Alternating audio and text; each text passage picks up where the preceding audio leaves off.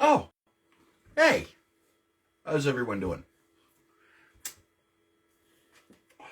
Probably wondering why I am in the kitchen and wanting to talk about outdoor prep. So I'm going to wait for the rest, some of you to filter in here and, tell you guys why it's so important to do some outdoor prep. Hey, what's going on, BC's Best Autos? How's it going? Nice seeing you out. Let's see if there's anybody else that's going to be popping on. Let's see who's here. So how you doing, BC's Best Autos?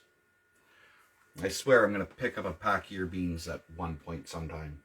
I swear. I love the way your genetics grow, man. But anyway, I'm here in the kitchen to talk about outdoor prep. Hey, no problem. So, why am I in the kitchen talking about outdoor prep? Well, much like doing your dishes and cleaning your dishes, outdoor prep is actually like preparing your outdoor grow area is actually something that's really important, and a lot of people don't think about it. They end up thinking, well, you just take some bags, put them outside, some flower pots, whatever, and away you go. There should be consideration taken into where you're going to be growing. Much like, taking into consideration how hot you should have your water when you're doing your dishes and so on.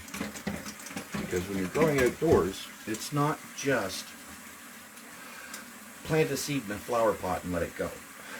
If you want to get some good quality growing, some nice big plants and all the rest of it. And it's not just, you got to put them in the ground to get some nice big trees. Much like your soap to clean your dishes, you keep in mind what it is that you like and what you want. When you're growing outdoor, there's a bunch of things you could take into consideration. Some of the things I take into consideration is light that ends up being in the area of where I'm growing. I want to have as much light as I can, but I also want to end up having some decent amount of shade for later on in the day, because you also have to think about temperatures too. Pardon me, and airflow. And water sources, all the rest of that stuff. Unless you're growing at home outdoor, then the world's your oyster. So you want to keep in mind how much light is actually in the area. Much like how much soap you put into your water to do your dishes. And, some other things that you might want to keep in mind are, the soil that you're growing in, all the rest of it. Hey, exotic buds, what's up?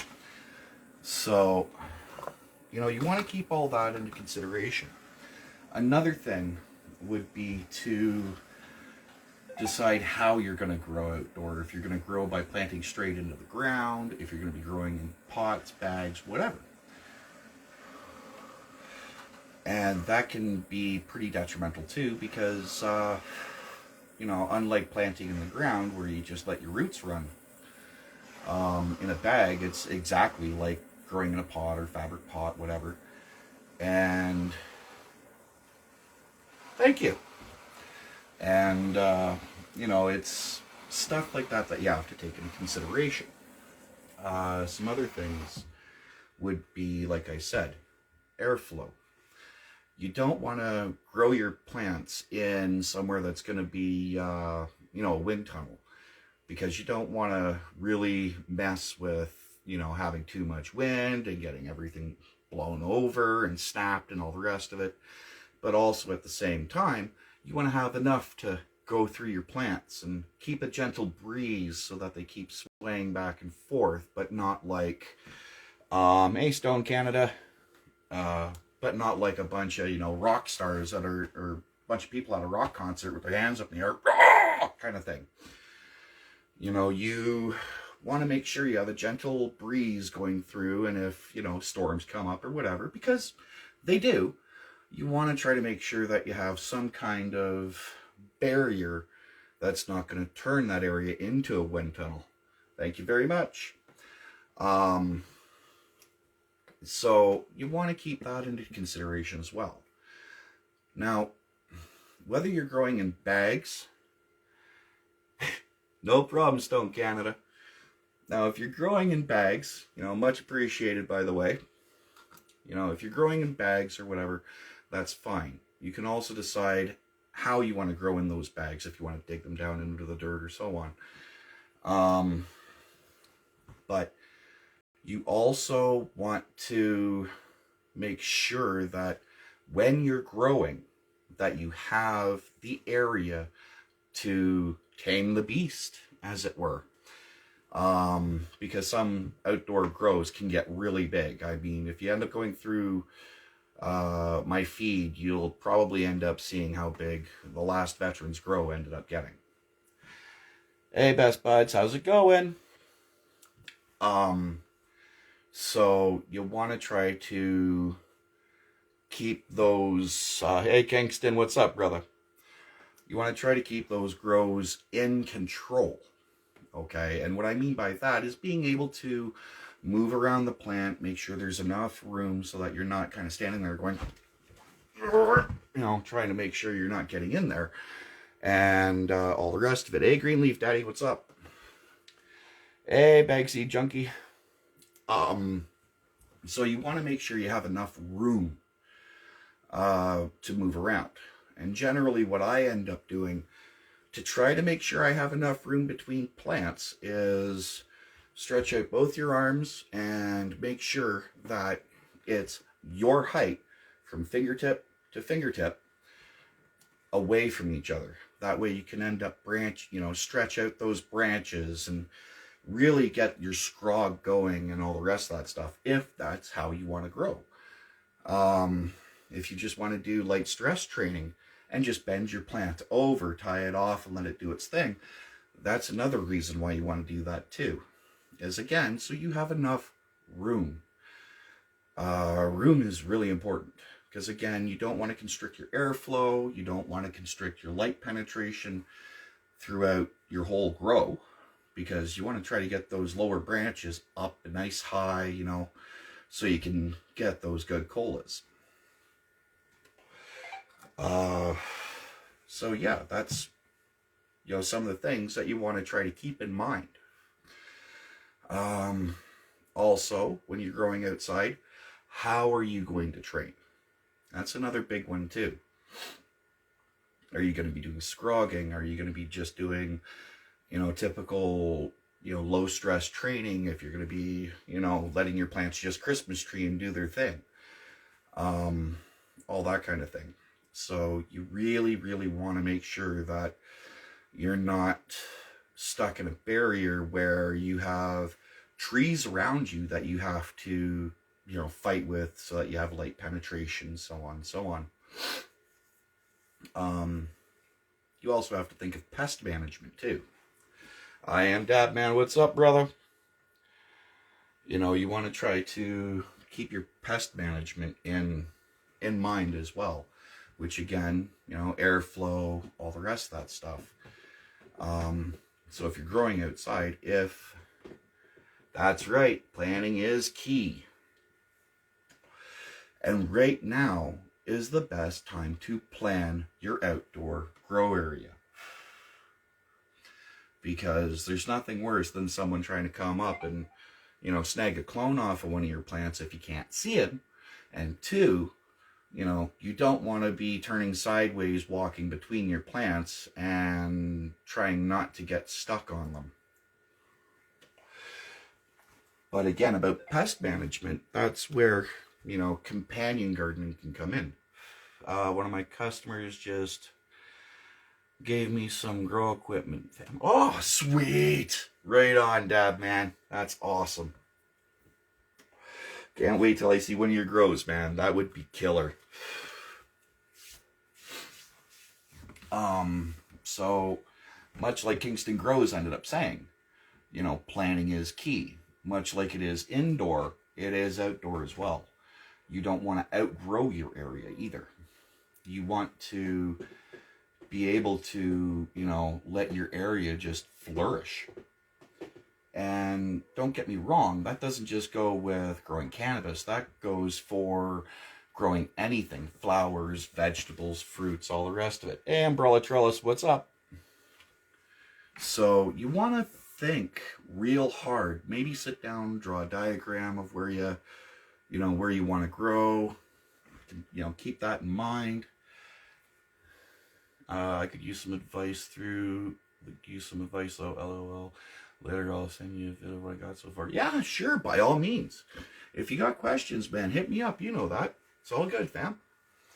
But yeah, when you're growing outdoor, it's like growing in a tent. You know, you don't want to outgrow your area. So say, for example, if, you know, you're growing, I don't know, we'll say corn. Okay, you're not going to take your corn and grow it in an area where it's just, you know, going to be like a little half-gallon pot and try to expect this great big, you know, corn stalk, right? You want to be able to get the proper environment. You want to work with the environment, not fight against it. Whereas when you're growing in a tent, you're actually creating that environment. So you want to keep that in mind, including your soil, your nutrients, all the rest of it. Especially if you're going to be growing synthetically. You know, some people, they'll end up using Miracle Grow as a top dress or whatever. And that's fine. That's perfectly fine. But still, you have to keep those nutrients in mind that you're going to be using. Because you don't want to, you know, end up, let's say, just basically feeding the dirt with your nutrients. Because that will happen if you end up not considering things in advance. Hey, TA, what's up, brother? So, you know, you want to keep that all in mind. You know, it's not just, you know, as above, you know, just let it go. It's as above, so below, if you know what I mean. So if you're going to be training on top, you're going to be training on the bottom as well in your soil and building that up. It doesn't matter if you're growing organically or synthetically. You know, I don't care if you're using Miracle Grow. You know, one of the worst things to use, in my opinion, but hey, some people do because that's what they have access to. So, you know, with all that in mind, if you're going to be companion gardening, try to think of different plants that will complement how you're growing. So say, for example, if you want to try to organically have some sort of pest management, instead of using neem, if you don't have access to neem seed or neem seed meal, whatever, you could plant, let's say, peppermint and garlic at the same time to fend off, believe it or not, pests. And at the same time, you also have something good for your, you know, your spaghetti sauces. And on top of that, you also have something great to put into a tea. So, you know, a lot of people end up thinking, oh, you're growing outdoor, there's not much prep you have to do. Couldn't be further from the truth. It's just as much prep, if not more, as it is when you're growing in a tent. You know, other things you could do for companion gardening is using, you know, clover, hairy vetch, and that's with a V, not an F, vetch, and try to pull out extra nutrients out of the air and out of the area as well.